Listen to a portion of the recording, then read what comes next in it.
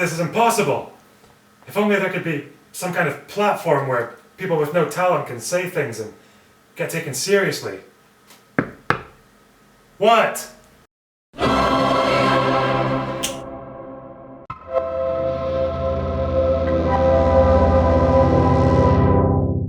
Count Dankula responded to my video. Amazing. I guess I need to make a response to his response now. He seems kind of annoyed that I started the video by talking about the BNP. What are you talking about, Dankula? I know that this whole video is about your right-wing comedy, but me putting a bunch of stuff from the BNP at the start is unrelated. It has nothing to do with Dankula's comedy. Wink, wink. You know, and I said it was unrelated, so what are you talking about, man? If you're gonna lie, at least be good at it. This is just LonerBox lying again. Liarbox, there we go. So I do have a pretty simple explanation for this. It was a joke. But in case I offended anyone, I should clarify that I don't think Dankula is a white supremacist or that he has anything to do with the BNP. Nor did I ever say he did. Apparently I ignored the much more central point that the black man was being racist towards white people, and I had thought about doing the whole response where I watch his video and then pause and say, that's wrong and here's why. But for the sake of my audience, I'm just going to put it in a pinned comment below so I can talk about something more interesting. And if you think that makes me a soft boy, beta Marxist soy brain, you're wrong. I was already all of those things. Instead, I thought I'd talk about something that's a bit closer to home, freedom of speech. Because Marcus isn't just a comedian, he's also an activist who opposes British hate speech laws on the grounds that they allow the government to infringe on people's human rights. Here he is in a recent video where he offers his seasoned activist perspective on the matter. A huge free speech movement has started developing in the UK and has been growing for the last 4 years. Yeah. A lot of the younger generation are just loving freedom and loving freedom of speech. People like to be able to speak their mind, especially against the powers that be, which is why the powers that be hate freedom of speech. Oh no, it's to fight racism and bigotry and blah blah. Yeah, that's what China and North Korea said at first as well. It's to fight racism and bigotry and blah blah. Yeah, that's what China and North Korea said at first as well. And fucking look at them now, right? We know your end game, right? We're not fucking stupid.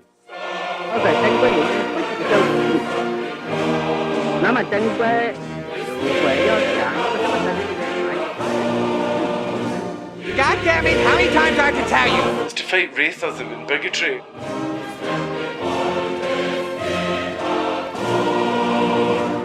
So, Dankula's position is that anti-free speech legislation in the UK is mostly a product of the left. Well, the problem is that the laws that we have right now controlling freedom of speech in the UK have all come from the left. Like the law that I was charged under was passed by the Labour Party.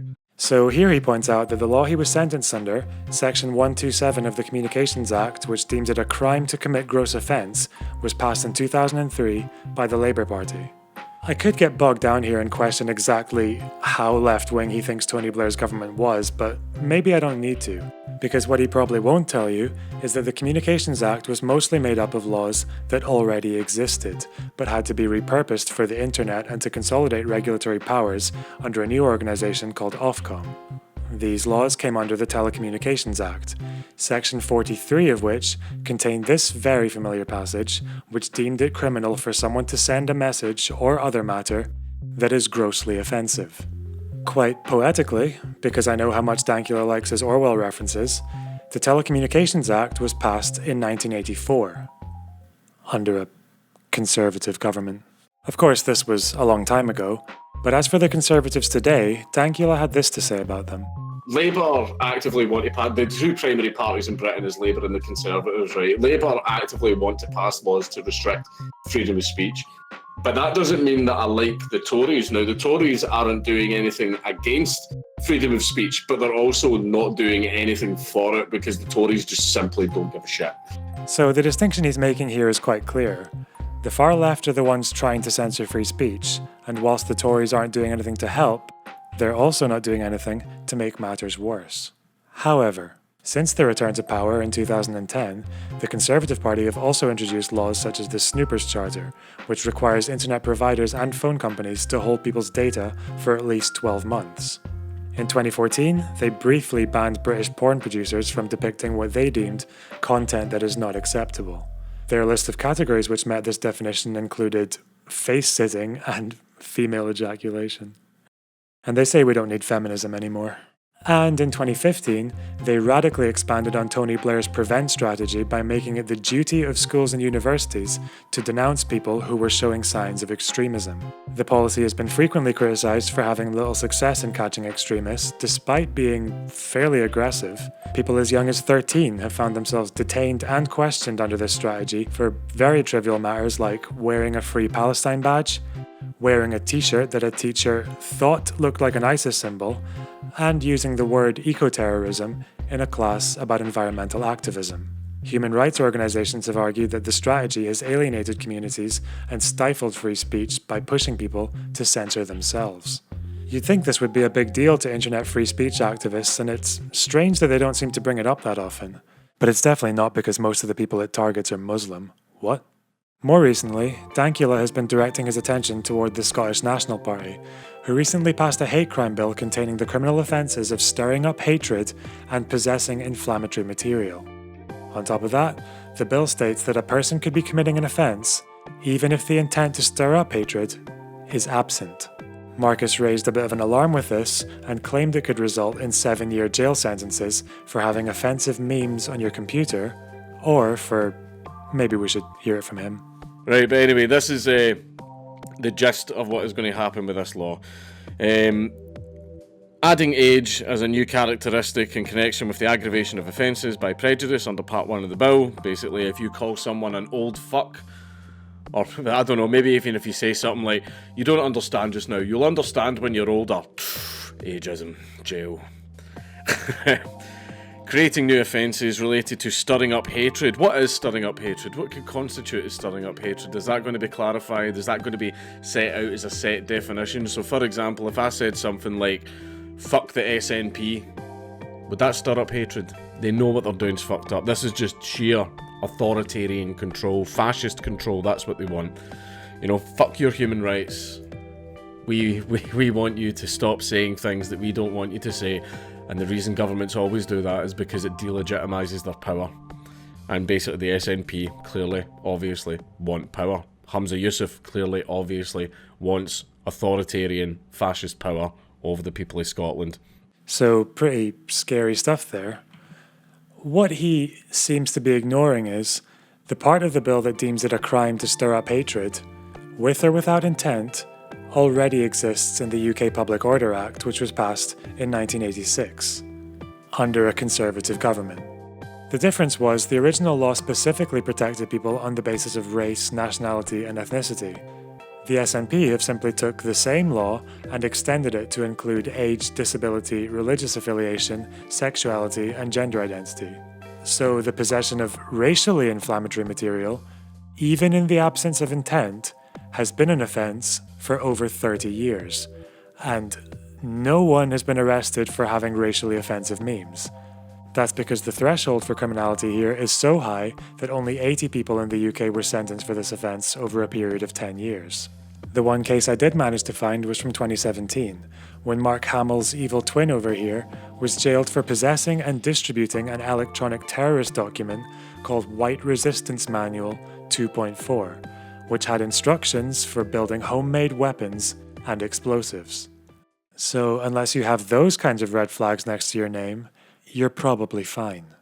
And the weird thing is, Dankula does read out the part about this being based on an old law, but then just kind of moves on from it without bothering to see where it came from or how exactly it's been enforced for the last 30 years. And I know Marcus has no love for the Conservatives, so why is he choosing to blame the left for this?